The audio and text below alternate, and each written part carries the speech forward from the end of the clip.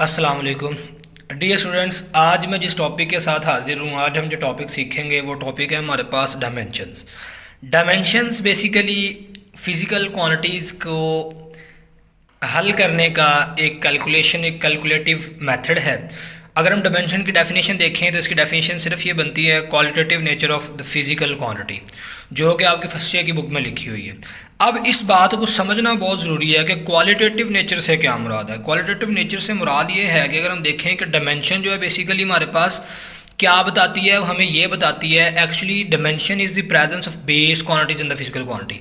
हमें ये बताती है कि हमारे पास जो एक क्वांटिटी है फिजिकल क्वांटिटी, उसके अंदर बेस क्वांटिटीज कितनी पाई जाती हैं। एक दूसरी बात, वो जो बेस क्वांटिटी के जो बेस क्वांटिटी पाई जाती है वो कितनी मिकदार, कितनी तादाद में पाई जाती है। यानी हमारे पास जो फिजिकल क्वांटिटी है वो कितनी बेस क्वांटिटीज़ को कितनी कितनी बार, यानी जिनको वो कंटेन करती है उनको कितनी कितनी बार कंटेन करती है, और उनके कितनी बार उनके प्रोडक्ट या उनके डिवाइड या उनके जो है हमारे पास कम्बिनेशन से वो फिजिकल क्वांटिटीज़ बनती है। डायमेंशन में हम बेसिकली यही चीज़ स्टडी करते हैं। तो डायमेंशन में मैं एग्जांपल आपको देता हूँ, जैसे फोर्स का फार्मूला आपने पढ़ा हुआ है MA। अगर हम इस फार्मूले की डायमेंशन निकालें, वैसे डायमेंशन कैसे निकालते हैं वो मैं आपको सिखाऊंगा, लेकिन मैं अभी सिर्फ एग्जांपल बता रहा हूँ। अगर मैं उसकी एग्जांपल में देखूँ तो हमारे पास इसकी एग्जांपल में जो फोर्स की डायमेंशन बनती है वो बनती है m की पावर 1, L की पावर 1, T की पावर -2।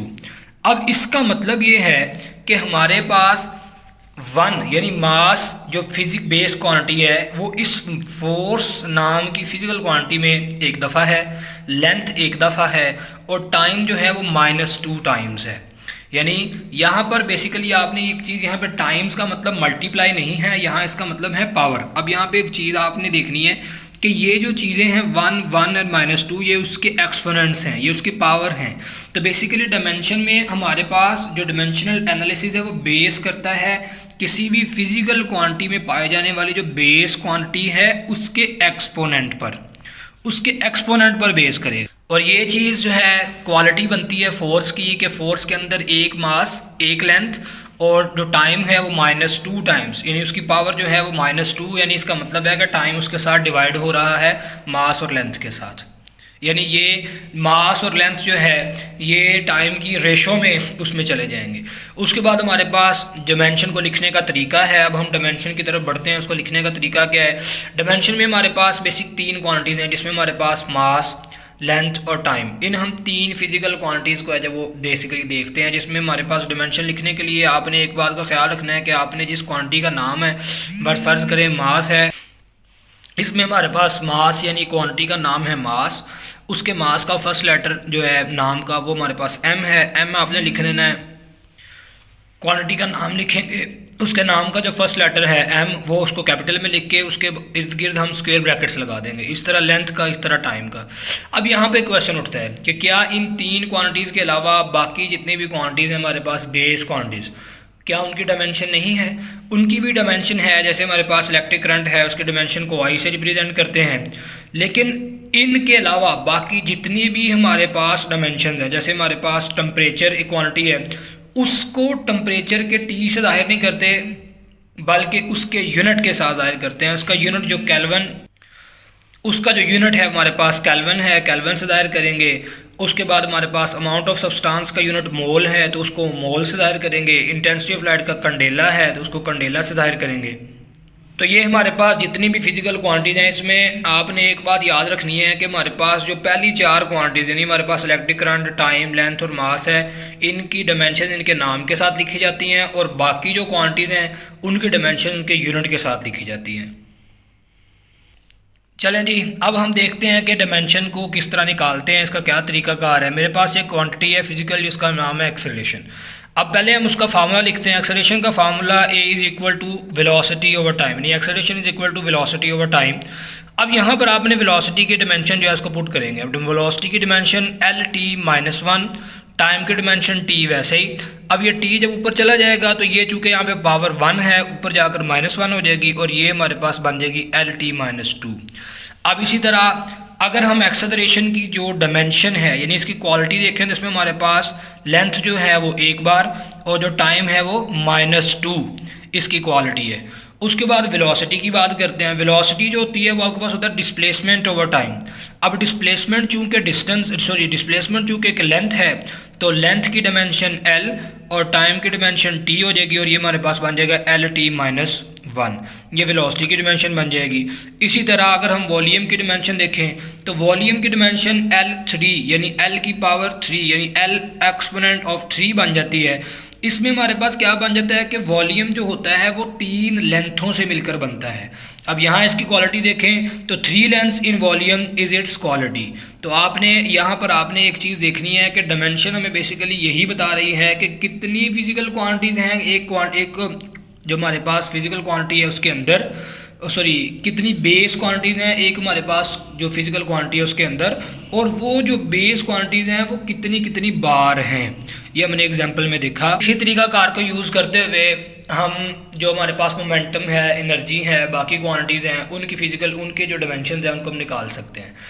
अब उसके बाद हमारे पास डायमेंशंस के 3 यूजेस हैं। हमारे पास जो पहला यूज़ है वो है homogeneity of equation, homogeneity of quality of equation, यानी हम ये चेक करते हैं कि हमारे पास जो फिजिकल इक्वेशन दी गई है, फिजिक्स में जो इक्वेशंस दी जाती हैं, क्या वो इक्वेशंस जो हैं वो बिल्कुल ठीक है या नहीं। उसके लिए हम क्या करते हैं कि हम सबसे पहले इक्वेशन लिखते हैं। जैसे मैंने बिल्कुल सादा सी इक्वेशन लिखी है S=VT, जो हमारे पास डिस्टेंस का फार्मूला है। तो हमने यहाँ पे देखना है कि डिस्टेंस चूँकि लेंथ है इसकी हमने डिमेंशन लिखी L।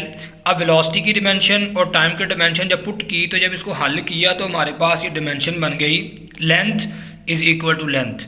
अब जब किसी भी फार्मूले में लेफ्ट हैंड साइड के इक्वल आ जाए डायमेंशंस में, इसका मतलब है कि हमारे पास वो वाली जो इक्वेशन है वो इक्वेशन बिल्कुल दुरुस्त है।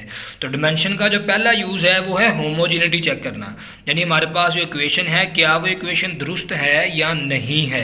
तो अगर हमारे पास जो डायमेंशन है वो दोनों डायमेंशन एक दूसरे के बराबर, यानी लेफ्ट हैंड साइड के डायमेंशन राइट हैंड साइड के डायमेंशन के बराबर नहीं आती तो हमारे पास वो फार्मूला ठीक नहीं होगा।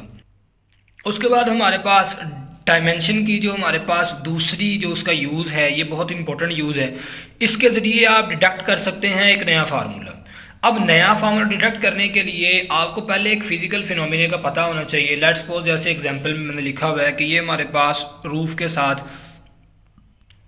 एक हमारे पास पेंडुलम है जो कि लेंथ L रखता है धागे की और वो मास M है, ये हमारे पास ऑसिलेट कर रहा है, ये अपनी मीन पोजीशन पे है, मीन पोजीशन से एक्सट्रीम पे जाता है। तो हम यहाँ पे ये कहते हैं कि हमारे पास जो ये हमारे पास पेंडुलम है इसके ऊपर जो है 4 क्वांटिटीज़ हैं, लेंथ है, इसका एंगल है, इसका मास है और ग्रेविटेशनल एक्सेलरेशन जो ज़मीन की तरफ इसको पुल कर रहा है।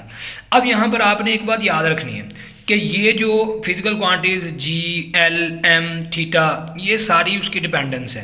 अब आपको किसी भी फार्मूला को डिडक्ट करने के लिए, डिमेंशन एनालिसिस इस्तेमाल करने के लिए आपको पहले ये पता होना चाहिए कि जो फिजिकल बिहेवियर हम यूज़ करने जा रहे हैं या जिसको स्टडी करने जा रहे हैं उस बिहेवियर में हमारे पास उस बिहेवियर को अप्लाई करने के लिए या उसके इम्प्लीमेंट होने के लिए कौन कौन सी चीज़ें उसके ऊपर अमल दरामद हो रही हैं, यानी कौन कौन सी क्वांटिटीज़, कौन कौन सी फिजिकल चेंजेस जो जिनको मैयर कर सकते हैं। याद रखिएगा मैयर करने वाले यानी वो कौन कौन सी फिजिकल क्वांटिटीज़ जो हैं उस फिनोमिना के ऊपर अमल दरामद कर रही हैं। अब यहाँ पर इसको लिखने का तरीकाकार क्या है, फार्मूला फाइंड करने का। हमने यहाँ पर फार्मूला बनाना है टाइम पीरियड का। तो टाइम पीरियड के फार्मूले में आपने सबसे पहले करना ये है, जो मेन काम है, आपने जिस क्वांटिटी को फाइंड करना है उसको लेफ्ट हैंड साइड पे लिखेंगे। आप यहाँ पे हमने टाइम पीरियड लिखना है, मैंने लिखा है T, तो आपने उसको डायरेक्ट रिलेशन में लिख देना है। जितनी भी क्वांटिटीज़ हैं, हम 3 क्वांटिटीज़ लेते हैं और मैंने यहाँ पर एक चीज़ की है, मैंने थीटा जो एंगल है उसको नहीं लिया। क्यों नहीं लिया? क्योंकि मैंने आपको पिछले लेक्चर में बता दिया था कि थीटा जो एंगल है वो बेसिकली एक सप्लीमेंट्री क्वांटिटी है और सप्लीमेंट्री क्वांटिटीज़ डायमेंशनलेस क्वांटिटीज़ होती हैं, उनकी डायमेंशन नहीं होती। तो हमने यहाँ पर लेंथ, ग्रेविटेशनल एक्सेलरेशन और मास, आपने इनके ऊपर खुद से पावर्स मेंशन कर देनी है, A, B, C। वो किसी भी कर सकते हैं। लेंथ पे A कर दें आप, आप लेंथ के ऊपर A कर दें, B कर दें, C कर दें, कोई भी कर दें। अब अगर आप इस डायरेक्ट प्रोपोर्शनल के साइन को हटाते हैं तो यहाँ पर ऑब्वियस बात हमें कांस्टेंट लगाना पड़ेगा। आप एक कांस्टेंट पुट कर देते हैं, जैसे मैंने के कांस्टेंट पुट किए। अब आपने करना क्या है, अब आपने करना ये है कि जो हमारे पास यहाँ पर 3 फिजिकल क्वांटिटीज ये और एक है टाइम, ये 4, इन फिजिकल क्वांटिटीज की डायमेंशन को पुट करना है। जैसे लेंथ की डायमेंशन हमारे पास l, ग्रेविटेशनल एक्सेलरेशन की डायमेंशन LT-2, मास की डायमेंशन m, इनको आपने इस इक्वेशन के अंदर पुट कर देना है। तो हमारे पास यहाँ पे आ जाएगा t k l की पावर a, क्योंकि यहाँ पर जो हमारे पास लेंथ की डायमेंशन है उसकी पावर a बन जाएगी। हमारे पास यहाँ पे जो ग्रेविटेशनल एक्सेलरेशन है उसकी पावर b है, तो ग्रेविटेशनल एक्सेलरेशन की डायमेंशन की जो होल पावर है b आ जाएगी। मास की जो m है डायमेंशन उसकी पावर c आ जाएगी। अब यहाँ पर हमारे पास हमने यहाँ पर पावर रूल लगाएंगे, पावर रूल लगाएंगे तो ये जो लेंथ है ये b जो है इसकी पावर बन जाएगी LB, और यहाँ पर हमारे पास t की पावर बन जाएगी -2b। जब इनको हम मल्टीप्लाई करेंगे तो हमारे पास LA+B T-2b m की पावर जो है वो c आ जाएगी। ये बेसिक मैथमेटिक्स है, आपने 9th क्लास में या प्रीवियस क्लासेस में आपने इसको सीख लिया होगा। अब यहाँ पर हमारे पास आपने क्या करना है, अब आपने जो काम करना है बेसिक वो आपने करना है कंपेयर करना। कंपेयर हम इस तरह करते हैं कि हम अपनी लेफ्ट हैंड साइड पर जो क्वांटिटीज हमारे पास मिसिंग है, लाइक यहाँ पर हमारे पास सिर्फ टाइम की डायमेंशन थी, मास और लेंथ की नहीं थी, हमने उसको लिखा और उसकी पावर को 0 मेंशन किया। अब पावर को 0 मेंशन करने से मुराद ये है कि हमारे पास m की पावर 0, जैसा कि आपने जाना हुआ है, आपको पता है कि किसी भी क्वांटिटीज़ की पावर अगर 0 हो जाए या किसी भी वेरिएबल की पावर 0 हो जाए तो हमारे पास वो जो वेरिएबल है उसकी वैल्यू हो जाती है 1। तो इसका मतलब है कि हम ये कहना चाह रहे हैं कि m की जो हमारे पास पावर 0 वो 1 के बराबर है, l की पावर 0 भी 1 के बराबर है, तो 1 मल्टीप्लाई बाय 1 1 और t से मल्टीप्लाई होकर ये t ही बन जाएगा। लेकिन हमने ऐसा इसलिए किया है ताकि हम आसानी के साथ कंपेयर कर सकें। अब हमने करना क्या है, पावर्स को कंपेयर करना है। तो ये मेरे पास a+b = 0, 1 = -2b। अब ये 1 जो है हमारे पास यहाँ पर t की पावर है और -2b यहाँ पर ये t टाइम के डायमेंशन की पावर है। तो यहाँ पर इनको कंपेयर करेंगे तो b की वैल्यू मेरे पास बन जाएगी -1/2, c की पावर हमारे पास आ जाएगी 0, c की वैल्यू हमारे पास आ जाएगी 0 और a की वैल्यू -b आएगी। जब हम b की वैल्यू पुट करेंगे तो ये हमारे पास बन जाएगी 1/2। जैसे मैंने यहाँ पे मेंशन भी कर दिया है कि m 0 और l की पावर 0 ये दोनों ही 1 के बराबर हैं। अब हमने करना क्या है, ये जो हमारे पास फर्स्ट इक्वेशन थी ये वाली इक्वेशन ले लें या ये वाली इक्वेशन ले लें, इन दोनों में से किसी भी इक्वेशन में आपने वैल्यू पुट करनी है। जो आपने a b c की वैल्यू निकालनी है, आपने वो a b c की वैल्यू पुट की तो हमारे पास k = l⁻1/2 g⁻−1/2 आ गया, m पावर 0 और फिर से अगेन m की पावर आ गई हमारे पास 0। तो 0 किसी भी वेरिएबल की पावर हो तो वो 1 नहीं हो जाता है। तो हमारे पास जो ये जो है 1/2 का मतलब स्क्वायर रूट होता है और -1/2 का मतलब होता है स्क्वायर रूट लेकिन डिवाइड में। तो हमारे पास ये बन जाएगा t = k × (L/G)। ये हमने फार्मूला ड्राइव कर लिया है। मैं एक बार फिर से आपको बता देता हूँ, आपने सबसे पहले क्या करना है, किसी फार्मूले को ड्राइव करने के लिए फिजिकल फिनोमिने की डिपेंडेंस पता होनी चाहिए। जब तक आपको डिपेंडेंस नहीं पता आप उस फिजिकल फिनोमिने की कभी भी फार्मूला ड्राइव नहीं कर सकते। जब डिपेंडेंस वाली क्वांटिटीज़ का पता चल जाएगा फिर उसके बाद आप क्या करेंगे कि आप उनकी पावर्स को खुद से मेंशन करेंगे, अज्यूम करेंगे, फिर उसके बाद आप डायमेंशन पुट करेंगे। डायमेंशन पुट करने के बाद आप लेफ्ट हैंड साइड की डायमेंशन को राइट हैंड साइड की डायमेंशन से यानी एक्सपोनेंट को, बेसिकली एक्सपोनेंट को आप कंपेयर करेंगे। जब एक्सपोनेंट कंपेयर करेंगे तो जो वेरिएबल्स की वैल्यू आ जाएगी वो वैल्यू पुट करके आप फिर फार्मूला ड्राइव कर सकते हैं। यानी पहला स्टेप डिपेंडेंस, दूसरा स्टेप उनको डायरेक्ट प्रोपोर्शनल में लिखना और एक्सपोनेंट अपने से लेट करना, तीसरा स्टेप डायमेंशंस पुट करना और चौथा स्टेप कंपेयर करना और पांचवा स्टेप आपने वैल्यूज पुट करके फार्मूले को हतमी शक्ल दे देनी है। चलें स्टूडेंट्स, अब हम अपने लेक्चर को आगे बढ़ाते हैं। अब ये वाला जो टॉपिक है ये बड़ा इंपॉर्टेंट टॉपिक है। ये एमसीक्यूज़ के तौर पर आपको इंट्री टेस्ट में पूछा जा सकता है। वैसे ये बुक में शामिल नहीं है लेकिन इंट्री टेस्ट में पूछा जा सकता है। तो आपने यहाँ पर आनी है कन्वर्जन ऑफ यूनिट। अब डायमेंशन का जो तीसरा यूज़ है बुक में नहीं लिखा हुआ, लेकिन आपने इसको ध्यान से इसको ज़रा ये समझ लें कि आउट ऑफ कोर्स तो नहीं है लेकिन आपको एमसीक्यूज़ के तौर पर पूछा जा सकता है। तो यहाँ पर कन्वर्जन ऑफ यूनिट यानी बेसिकली हम जो डायमेंशन निकाल रहे थे या फिजिकल क्वांटिटीज़ को पढ़ रहे थे वो हमारे पास है MKS सिस्टम। अब यहाँ पर आपने यूनिट के दो सिस्टम है, उनको तीन सिस्टम है, उनको आपने देख लेना है। एक MKS, एक CGS, एक FPS। M for metre, kilogram, second, उसके बाद सेंटीमीटर, ग्राम, सेकेंड, उसके बाद फुट, पाउंड और सेकेंड। अब हम यहाँ पर जिस कन्वर्जन की बात करेंगे वो हम करेंगे MKS और CGS की।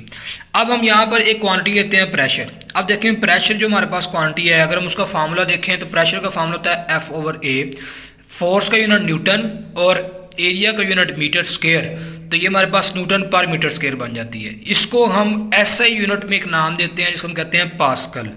अब हमारे पास अगर हम MKS यूनिट में इसकी डायमेंशन निकालते हैं तो हमारे पास बन जाती है ML-1 T-2, यानी यहाँ पर आपने फोर्स की डायमेंशन पुट की, फिर आपने लेंथ की डायमेंशन पुट की, फिर आपने इनको जो मल्टीप्लाई डिवीजन होती है, मल्टीप्लाई डिवीजन करने के बाद हमारे पास जो मल्टीप्लाई होते हैं, मल्टीप्लाई करने के बाद ये फोर्स की हमारे पास डायमेंशन है, ये लेंथ की डायमेंशन जो है उस एरिया की डायमेंशन हमने ऊपर लिख ली। इनको जब हल करेंगे तो हल करने के बाद हमारे पास इसकी डायमेंशन बन जाती है ML-1 T-2। ये हमारे पास प्रेशर की डायमेंशन बन जाती है इन MKS सिस्टम। यानी अगर हम इसकी क्वालिटी की बात करें तो उसका मतलब है कि M से मुराद है मास यानी 1 किलोग्राम, उसके बाद लेंथ यानी लेंथ हमारे पास 1 मीटर होगी। कौन सा यूनिट हम इस्तेमाल कर रहे हैं? MKS। और हमारे पास यहाँ पे जो चीज़ आ जाएगी पावर में डायमेंशन आ जाएगी -1 हो जाएगी और सेकंड के लिए आ जाएगी -2। अब हम खुद से फर्ज करते हैं क्योंकि हम चाहते हैं कि डायमेंशन निकालें CGS सिस्टम में। अब कन्वर्जन करने के लिए एक बात आपने याद रखनी है, कन्वर्जन करने के लिए जैसे मिसाल के तौर पर आप ये देखते हैं कि 1 फुट कितने पाउंड के 1 फुट जो है कितने किलोमीटर के बराबर होता है, 1 किलोमीटर जो है उसमें कितने फुट होते हैं, 1 मीटर में कितने सेंटीमीटर होते हैं, ये चीज़ें निकालने के लिए बेसिकली हम कन्वर्जन कर रहे हैं। तो डायमेंशन अगर हम CGS सिस्टम में देखें तो डायमेंशन रहेगी तो वही, यानी मास की एक क्वांटिटी आएगी, लेंथ की हमारे पास क्वांटिटी आएगी लेकिन उसकी पावर -1 होगी, टाइम की क्वांटिटी आएगी 2 बार लेकिन पावर -2 होगी। तो यहाँ पर ये बन जाएगा 1 ग्राम और ये बन जाएगा लेंथ 1 सेंटीमीटर और हमारे पास टाइम हो जाएगा 1 सेकेंड माइनस पावर, इसकी पावर जो है वो -2 हो जाएगी। अब ये हमारे पास CGS सिस्टम में है तो आपने करना ये है कि MKS सिस्टम वाला जो यूनिट है पास्कल, उसको हमने डिवाइड कर देना है प्रेशर का जो हमने CGS सिस्टम में जो यूनिट है उसके ऊपर। जब हम इसकी इक्वेशन की राइट हैंड साइड को डिवाइड करेंगे लेफ्ट हैंड साइड को डिवाइड करेंगे जब दूसरी इक्वेशन के साथ, तो इसी तरह उसकी राइट साइड भी डिवाइड हो जाएगी। अब यहाँ पे देखिएगा कि ये जो ग्राम है ग्राम से कट जाएगा, मीटर से कट जाएगा और ये सेकंड वाली मुकम्मल टर्म कट जाएगी। अब जब हम यहाँ पर ये हमारे पास वैल्यू बन जाएगी, यानी ऊपर सिर्फ किलो रह जाएगा और नीचे सिर्फ सेंटी रह जाएगा, लेकिन सेंटी की पावर आ जाएगी -1। अब किलो जो होता है प्रीफिक्स आपने पढ़ा हुआ है 10⁻³ होता है, सेंटी 10⁻², ये माइनस इस माइनस से मल्टीप्लाई हो जाएगा और ये +2 बन जाएगा, ऊपर जाके ये -2 हो जाएगा, तो ये हमारे पास इसकी पावर 1 हो जाएगी, ये हमारे पास आ जाएगा 10। यानी इसका मतलब है कि हमने यहाँ पे जो डिवीजन में इक्वेशन बनाई थी कि हमारे पास जो 1 pascal in MKS, 1 pressure in CGS, ये हमारे पास बराबर आ जाएगा 10 के। तो इसको हम ये वाली जो साइड है इसको जब हम इक्वेशन की दूसरी साइड पर लेके जाएंगे तो 1 पास्कल MKS = 10 CGS प्रेशर के बराबर हो जाएगा। अब इसका मतलब हमने यहाँ पर ये 10 यानी ये जो 10 है ये 10 हमने निकाल लिया। यानी इसका मतलब है कि जब भी 1 पास्कल अगर MKS में है तो हम उसका CGS में जब भी यूनिट निकालेंगे प्रेशर का तो उसको MKS से CGS में ले जाने के लिए 10 से ज़रब करना पड़ेगा, और अगर CGS में है उसको MKS में ले जाने के लिए 10 से डिवाइड करना पड़ेगा। तो यहाँ पर डायमेंशन एनालिसिस के ज़रिए हमने क्या किया, एक हमने कांस्टेंट वैल्यू निकाल ली जो दो सिस्टम्स को एक दूसरे में चेंज करने के लिए इस्तेमाल की जाती है। यानी जैसे आप SI यूनिट्स में बदलने के लिए, न्यूमेरिकल हल करने के लिए आप किलोग्राम की वैल्यू को ग्राम में चेंज करते हैं, ठीक हो गया। उसके बाद आप किलोमीटर को मीटर में चेंज करते हैं, तो कितनी वैल्यू से कब चेंज करना है ये निकालने के लिए हम ये कन्वर्जन करते हैं और ये डायमेंशन के ज़रिए होती है।